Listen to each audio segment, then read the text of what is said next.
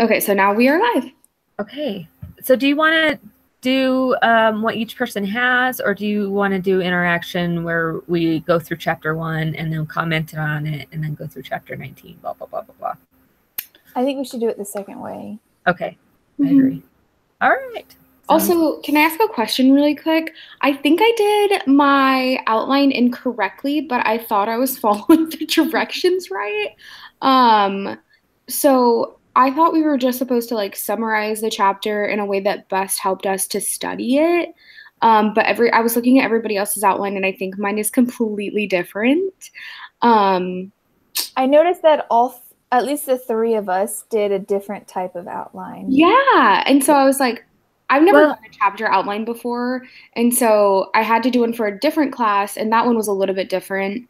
But this one, I was like, they're all really different. I had to look at our sample to figure out what was going on because she said the best way to study for you, but make sure that it's not just rewriting the text material, but putting it into your own words and applying it a little deeper. So my first chapter was all like questions because I was like, well, I saw that one. Let's extend it. I don't know, but except for the last couple, then I was like, well, this is how I can apply it to our online curriculum, and this is blah blah. How I can apply it through my career. And then she said to highlight, as long as you highlight, I think the concepts and the keywords, so she can see that you're actually using material from the chapter. Okay, so I should probably just go through and add like my thoughts or if I have questions. I guess, but I mean, she hasn't graded that yet, so I don't know if it's right or not. Yeah. Well, I mean, all three of you did that, so yeah. I feel like that's probably the most. Okay, but like, yeah, I was just looking at her sample too. That's when I was like, okay, maybe I should fix a few things. That's what I did. Thank you. Yeah, that sounds the best way to me, at least. Yeah. So, yeah. Julia, do you have anything else to comment on that one? Yeah, so that's basically what I did. Was I kind of rewrote the notes that I had taken and then added in what I like, different things to help with our project, but then also things that you learn from other classes that tie into what we're learning in this class. Yeah. Okay. That's what I did. I will correct mine. That's good. You live and you learn. Yes.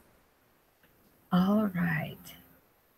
So, okay, I did mine in chronological order of like chapter 1, chapter 2, 16, and then 19. Oh, so if we want to do it in the order of the class, you'll just have to remind me which one was first and which comes next. I don't care either way. I have it as the order of the class. Okay, we can do it that way. Okay. Well, so chapter 1, we'll just chapter 1. Sorry, I'm reading my notes.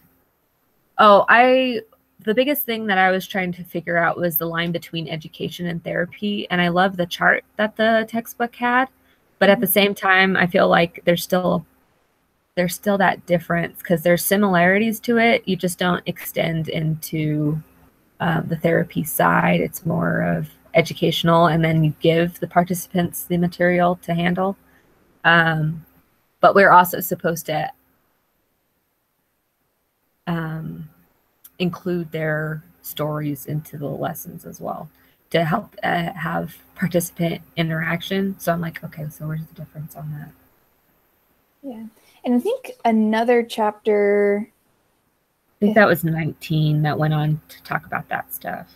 Yeah. Something, or it's like family life education is more, oh no, it's chapter 2.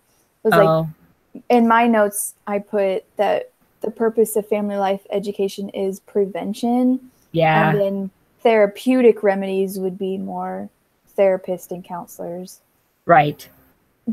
But yes, in chapter 1, it was still like blurring the lines between therapy and family life education. Right. And then also I noted in chapter 1 how it was kind of granted, the title of it was historical and philosophical perspective, but it was like the history of how it came to be, which I liked. Yeah. How it started off with the land grant, and then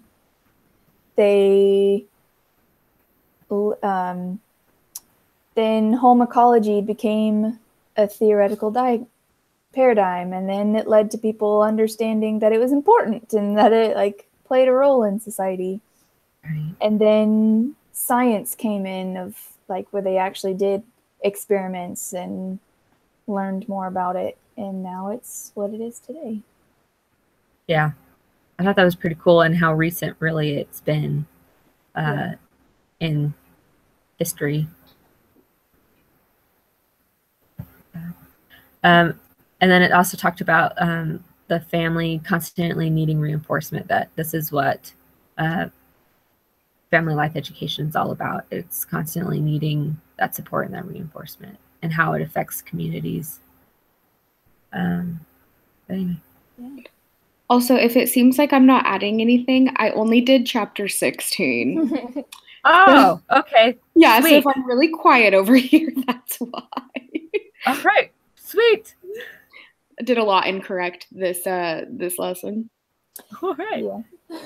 Which I think this first 3 weeks is helping us get more understanding, because everything seems very particular. Like you have to have certain fonts and yeah, this class is very confusing for me so far, but I'm figuring it out. Okay. Yeah, I'm just waiting for feedback to make sure, okay, everything's good. Yeah, definitely. All right. Well, I think we can move on to the next one. Yep. So that would be chapter 19. Okay. That's week 1 of reading. Mm-hmm. All right. I'm just reading. The title is Improving the Practice of Family Life Education. Right. Oh, yeah. So it was, how can I make lessons more interactive? Because I didn't want to be an expert approach, even though that seemed like the more simpler way to go, but to be more of the eclectic approach, which uses all of the methods in determining what I'm teaching, when I'm teaching it, and with whom. Yeah. That's what I aspire to be. But right now, I'm very much in expert mode. Yeah. Which I think, as I was reading it, all of them, I was like, oh, yeah, I do that. Oh, yeah, I do that one too. And so it's like, I think depending, for me, it was kind of like, however confident you are in my abilities to teach and also knowledge of the topic, that's kind of more of, am I just throwing the information at them because I'm not confident in my ability to like answer questions or like interacting with the people and all of that. Right. No, I'm totally there with you. It also brought up the importance of networking. And so I brought up, because of what we're doing for online practicum, that so sorry. It's okay. That social media and communicating word of mouth through neighbors, families, and friends would be the best option. Mm-hmm. I remember reading about that one and like how you can network to kind of extend your own. I keep wanting to say research because I'm in a research methods class, so everything is about research. But to kind of extend your own teaching and stuff like that to help yourself. Yep. Yeah. And then I was reading my notes here. So going off of that, making sure to reach different audiences. Yeah. Like it said in there, like the white middle class, which is the main one, but that's declining. And so we have to be able to reach out to all people who don't fit. Yeah. People who don't fit that stereotypical domain. Mm-hmm. And I made the connection of like, that's kind of like the church. Mm-hmm. It used to be like white middle class, or like white lower class, I guess, with Joseph Smith time. And people think that we're like an American religion, but we're actually all tongues and people. Right. Mm-hmm. So it's very similar to how we approach family life education. No, I like that point. That's a really good point. Yeah. And sometimes though it's hard to to think that way when all you know is your way of living. So it's good to be out there and experience other kind of lives and cultures so that you can help them. But Yeah, which That's a really good point. I was gonna say, what gets me is like I understand like American way of living, like because we are all diverse here. We have different classes or like different lifestyles within America. But then I remember like this is a worldwide field, and so remembering places like in Asia or Africa, like there's hierarchies and classes and keeping that in mind. And I think that's going to be difficult for me whenever I get into the field and like in the career, is understanding those differences. Oh yeah, I'm there with you. Because you have to have a background of family traditions and culture and ways to help them. Otherwise, they're not going to listen to a word you're saying. Yeah. But. Oh, and then one more thing before we go on, because I have a timer, by the way, so we're about 11 minutes in. Sweet. Was a point in there was program effectiveness. Like whenever you do something, keeping in mind the question doesn't work. And if it doesn't, like analyze it. What can we do better? Because in the book, it says like, this is a fairly new field. There's a lot of things that we don't know about it. Like as we do research, we're also doing like research of other things of our research. Yeah. So always trying to be better. Yeah. I like that.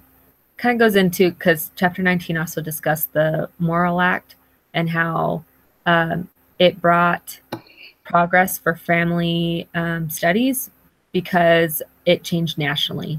It became a national program to help move the work along. So it was like, you need to talk to representatives and pay attention to bills so that, because we're not going to be able to change the community without the community's help and without society's help. And so we need to be looking at that field as well. Yeah. Which I think that also went into another one of our more recent chapters of good programs are based on what the community needs, not necessarily what the family life educator wants to do. Yeah. I think that was chapter 19, where it's based on the community need and the target audience. Mm-hmm. Yeah. Okay, so now chapter 2. Okay. Oh, the primary, secondary, and tertiary. I can't even say it. The third level.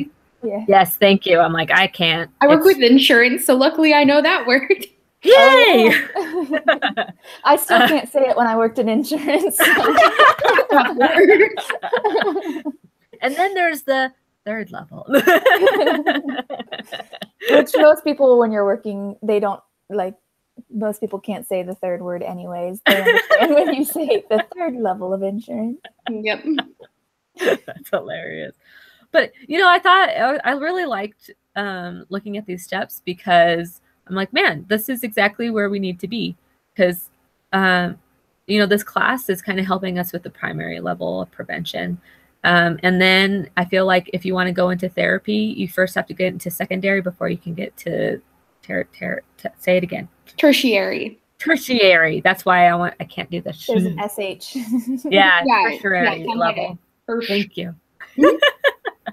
And so, it's just, I don't know. I loved it because it's line upon line, which we teach and learn through all of our other living. So I love that principle is applied. Mm-hmm. Most definitely.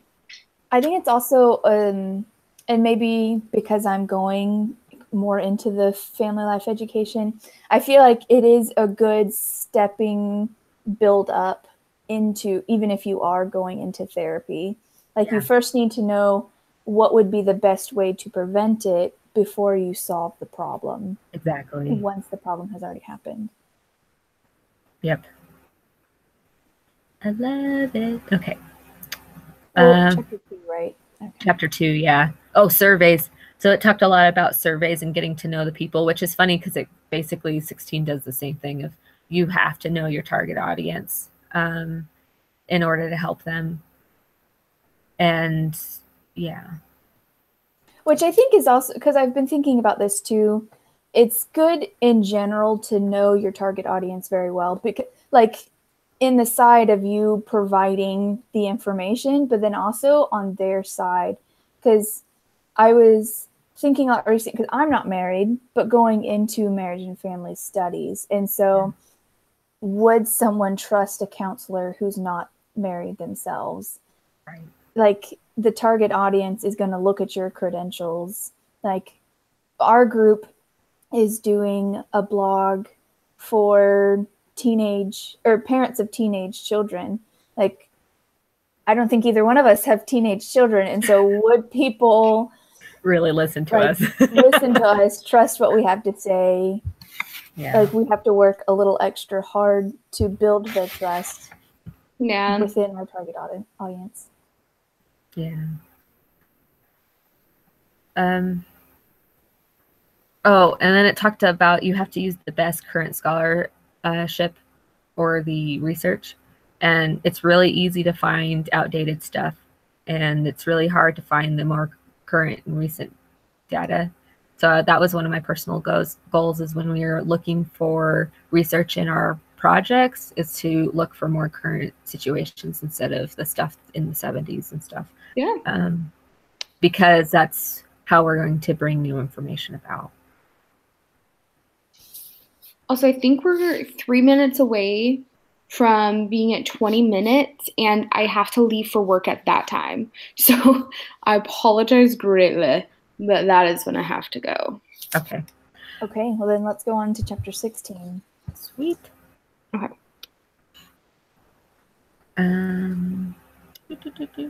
Yeah, providing high quality and identifying the behaviors that we as teachers want them to develop, but also identifying who the target audience is.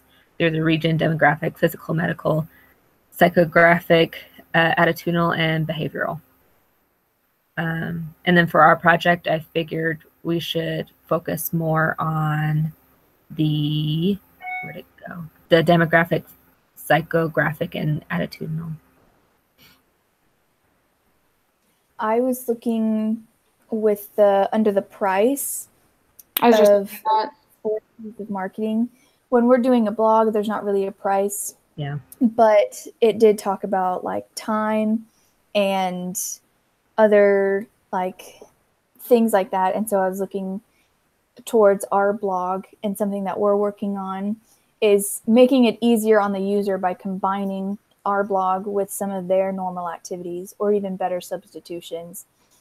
So like having worksheets and activities for the parents to be doing with their children, which would theoretically be a better substitution than like watching TV or doing that. And it can be done anywhere, where if they're on the road, well, I guess not when they're driving, but like if they're at their kid's baseball game or something, they can pull up the blog on their phone and be reading it and be working on stuff while they wait for their kids. Mm-hmm. What a lot of people like too is if blogs have podcasts within them, because then they can listen. Like I commute a lot.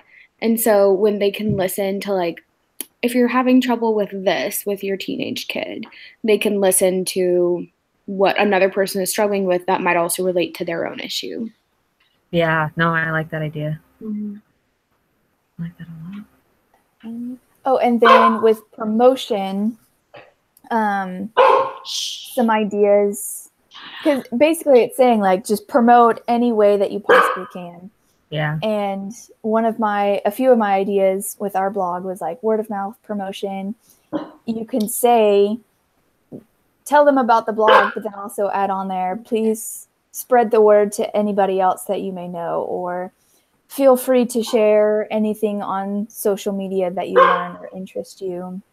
Right. And then like linking blogs with other bloggers that you might know. Yeah. You can share off of each other. Yeah, tagging them, and then they're more likely to tag you, things like that. And you double. Well, if we were equal, you would double your viewer base. Anyway, well, great. I feel like that's sorry to rush you guys. I apologize. I was late, and then no, it's good. So then, Maddie, you're gonna post the video. Yep, I'll post it to our discussion board right now. Great. And then, should we stay with our school emails to discuss? Because we need to establish a full time if we want to do the group videos, or if we're going to do individual videos instead. Either way.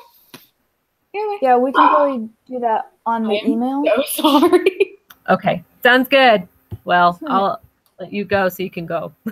Thank you so much. You guys have a good rest of your day. Yeah, you too. Good luck at work. Bye-bye.